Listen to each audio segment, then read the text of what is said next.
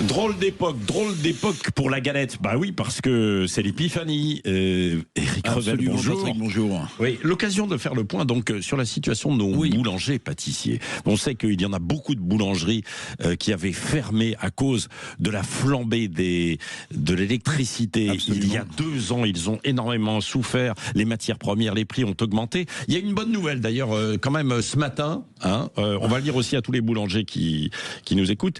Ils vont pouvoir ouvrir le 1er mai, a priori. Oui. Alors c'est Dominique Enrac, qui est le patron des boulangeries et des pâtisseries françaises, qui a obtenu cette décision hier. Vous savez, à l'Élysée, il y avait la traditionnelle galette de l'Élysée, une galette d'1,20 m, qui a été produite d'ailleurs par une très belle boulangerie du 15e arrondissement de Paris, qui s'appelle les Moulins de la Croix-Nivert. D'accord. Et Dominique Enrac a posé la question au président, et le président lui a répondu: vous pourrez ouvrir et employer vos salariés. Jusqu'à présent, on était dans l'incohérence totale, puisque les boulangeries pouvaient ouvrir, mais si elles faisaient travailler des salariés, même sur la base du bénévolat, elles avaient une amende de 750 € par salarié.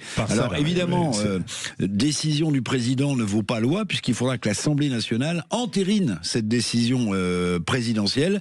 Mais en tout cas, il n'y avait pas de fève hier dans la galette de l'Élysée, mais il y avait un cadeau, cette déclaration du chef de l'État sur l'ouverture avec des salariés des boulangeries le 1er mai. Bon, il faut que ce soit suivi des faits, tout de même, parce que Emmanuel Macron, on le connaît.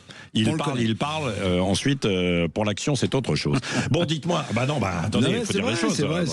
Bon, pour faire une bonne galette frangipane, il faut des amandes, du beurre, des œufs, et les prix ont plutôt flambé. Oui, vous avez raison. Quand vous regardez dans le détail, les œufs, c'est 5 à 7% d'augmentation. Alors, une hausse qui est due à quoi? Il y a une pénurie d'œufs en France. Pourquoi? Parce que les gens qui n'ont pas de pouvoir d'achat et qui veulent quand même, parce que c'est utile manger des protéines, c'est plus facile d'acheter des œufs, c'est moins cher que de la viande. Donc, les prix des œufs... mais c'est incroyable. Il y a des endroits en France, le week-end dernier, où il n'y avait plus d'œufs. Oui, ce que après les fêtes, bien sûr, à cause de ça. Donc, grosse demande de la part des consommateurs. Donc, évidemment, le prix s'est envolé, 5 à 7%. Il y a aussi le prix du beurre, je ne sais pas si vous avez vu, qui a doublé entre 2023 et 2024. Les prix de la farine et autres ingrédients fluctuent plutôt à la hausse. Puis, il y a eu aussi une augmentation des salaires, en gros, d'un peu moins de 4% avec les revalorisations du SMIC. Évidemment, tout ça, ça comprime les marges. Alors, c'est vrai que le prix de l'électricité a tendance à baisser. On parle de 83 centimes par mois pour ceux qui bénéficieront de cette baisse du prix de l'électricité. Donc, vous voyez. Mais en tout cas, le prix de l'électricité est encore haut. Mais les matières premières qui rentrent dans la galette, frangipane ou pas, eux, ils continuent à flamber. Bon, et puis il y a une autre difficulté pour les artisans boulangers. Ce sont quand même les grandes surfaces, les grandes chaînes de boulangerie, évidemment, qui sont là pour faire de la concurrence, quoi. Vous avez raison. La grande distribution, si j'ose dire, s'en donne à cœur joie. Vous avez vu, il y a des produits d'appel, des baguettes à 40 centimes. Alors, c'est pas la même qualité qu'une baguette artisanale. Vous avez des galettes. Elle est dure, quoi. Des galettes à 3 €, des galettes industrielles à 3 € de la grande distribution. Tout ça, évidemment, ça fait mal à nos petits artisans.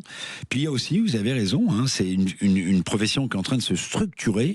Il y a la mise en place de grandes chaînes de boulangerie. Il y a des grandes chaînes. Alors, les marques, c'est Marie Blachère, c'est Ange.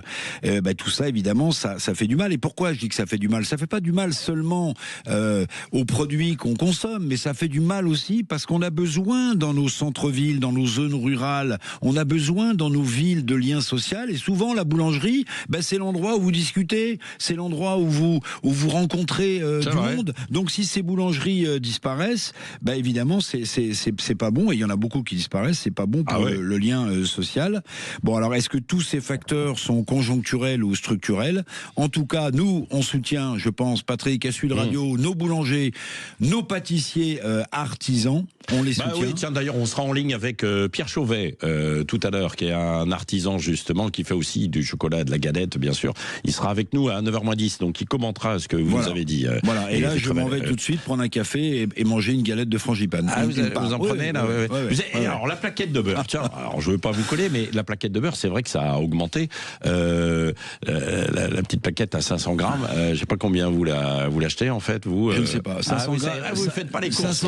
500 grammes, c'est une grosse plaquette. C'est une grosse plaquette. Alors la 250.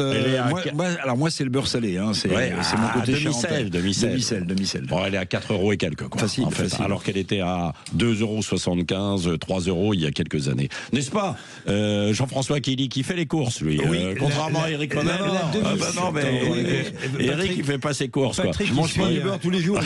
La demi-sel un peu quali, c'est 4 € et des poussières. Ah bah oui, non mais complètement. Bon, votre invité politique tout à l'heure à 8h15, Philippe Juvin, qui est député Les Républicains des Hauts-de-Seine et surtout rapporteur général du budget, parce que vous savez, dans le débat actuel, la neige, le pouvoir d'achat, et puis ce que nous fait Monsieur Trump, il y a le budget, il n'y a toujours pas de budget en France, et peut-être c'est pour janvier. Voilà, il nous en dira plus tout à l'heure. Peut-être bon, janvier. Le budget avec lui, et puis évidemment parce que c'est un médecin. La grève des médecins libéraux, même si lui est dans le public. Il est dans le public, Et c'est vrai qu'il y a une guéguerre là entre entre les médecins du public, entre guillemets, dans les hôpitaux, et puis les autres des cliniques, etc. et la médecine libérale. On va voir ça tout à l'heure, 8h15. Vous pourrez réagir. Il est 7h53 sur Sud Radio. Bon réveil. Attention, prudence, quand vous mettez un pied dehors, ça glisse. Les Chevaliers dans un instant, et le journal de 8h.